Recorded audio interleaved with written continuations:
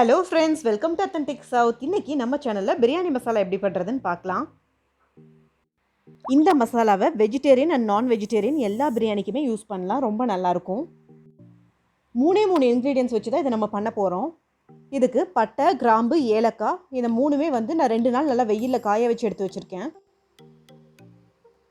பட்டை நான் 100 கிராம் அளவுக்கு எடுத்திருக்கேன். 100 கிராம் பட்டைக்கு 25 கிராம் ஏலக்காய், 25 கிராம் கிராம்பு எடுத்துக்கலாம். இந்த மசாலா 2 இயர்ஸ் ஆனாலுமே கெடாது. அதனால் ஒட்டுக்கா அரைச்சி ஒரு ஏர்டைட் கண்டெய்னரில் ஸ்டோர் பண்ணிட்டீங்கன்னா எப்போ வேணுமோ யூஸ் பண்ணிக்கலாம். பிரியாணி பண்ணுறப்ப நம்ம பட்டை கிராம்பு தனியாக சேர்த்து அரைக்கும் போது ஒரு சில டைம் ஜாஸ்தி ஆயிரும். அதனால் பிரியாணி நல்லா இல்லாமல் போயிடும். இந்த மாதிரி நம்ம பவுடர் அரைச்சி வச்சு சேர்த்து பண்ணும்போது எப்போவுமே பிரியாணி ஒரே டேஸ்ட்டில் ரொம்ப நல்லா வரும். இந்த பிரியாணி மசாலா பவுடரை 1 கிலோ அரிசிக்கு 1 டீஸ்பூன் அளவுக்கு சேர்த்தா போதும். இது எல்லாத்தையும் ஒன்றா சேர்த்து பவுடர் பண்ணி எடுத்துக்கலாம். மசாலா பொருட்களை எப்போவுமே நம்ம ட்ரையாக அரைக்கும் போது ஒரு 5-6 தடவை பல்ஸ் மோடில் வச்சு நல்லா பொடிச்சுட்டு அதுக்கப்புறமா அரைச்சிங்கன்னா நல்லா ஃபைன் பவுடராக கிடைக்கும். அவ்வளோதாங்க, நம்ம பிரியாணி மசாலா பொடி சூப்பராக ரெடி ஆகிடுச்சு.